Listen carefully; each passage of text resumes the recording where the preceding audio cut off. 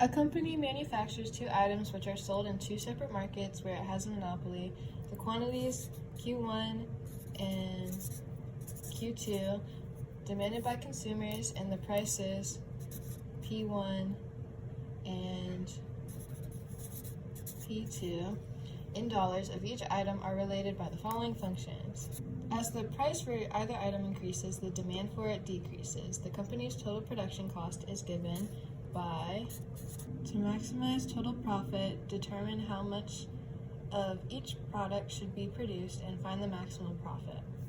Okay, so first we need to find the total price, which is going to be the price times the quantity for both items. To find the total profit, which I'm going to call revenue, you need to find the total price minus the cost. This is our equation for revenue. As you can see, this part of the equation is from the price, and then this part of the equation is subtracted from the cost equation that we got earlier. All expanded out, it's written like this. And the problem says we need to find the global maxima and minima for a function f on a region R. So this function right here is going to be the one that we're focusing on. Since we're finding global maxima and global minima, it's easier to understand this if we switch out Q1 for X and we switch out Q2 for Y. The first step is to find critical points. So first we need to create our equation, which we already did up here, and then the next step is to find the partial derivative. So we need to find the partial derivative of f with respect to x and the partial derivative with respect to y. So these are our partial derivatives. Next, we need to set these equations equal to 0 and then solve for x and y to find the critical points. First, I simplified the equation so that it's easier to solve for x and y. Here, I solved for y from this equation, and here I solve for x from this equation. The next step, we're going to plug in this y into this equation so that we can solve for x. So right here is where I plugged this y value into this equation. You can see the y turns into this equation here. And then from the algebra, we get that x equals 699.1. So the next step, we're going to plug this x value back into this equation right here so that we can now solve for y.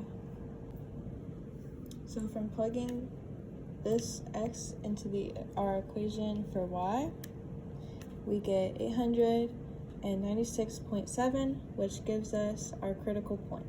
Now we need to plug this point back into our original function to find the value of that point. So this is our original function, which I simplified so that it's easier to plug our critical point values into, and you get this really large number. And the fact that this number is extremely large, and also the fact that we only found one critical point, that means that this point right here is a max. The next step is that if there is a boundary, we need to check for critical points on the boundary. So since this is a function of quantities to get the prices and the cost to get the profit, we know that the quantities can't be less than 0, because you can't have less than 0 amount of something. So these right here are our boundaries. So what this means is that we have to check for points on this boundary where x equals 0 and y equals 0. We need to figure out what those critical points are, and we need to figure out what their values are to see if they're any higher than this number we got up here. Starting with when x equals 0, this is the equation we get, and then we need to solve for the critical points on this equation.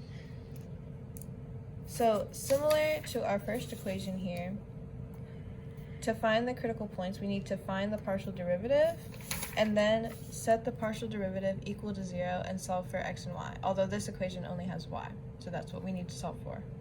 So after we find this derivative, we set equal to 0 and solve for y, which gives you this number, and then with x equals 0 and y equals this number, this is our new critical point. Now we have to go and solve for if y equals 0 from this. This right here is repeating the same steps as this one, except this time we're solving for x, which gives you this new critical point. Now we need to plug both these points back into our original function, which is the same thing we did up here. After plugging the points into the function, these are the two values we get, which if we compare that with this value we got from our original point, we see that both of these are way less than this, meaning that this is still the maximum value. So interpreting this, we see that with 699.1 of the first item and 896.7 of the second item, you get a revenue of 7.21 times 10 to the $10, which is the max.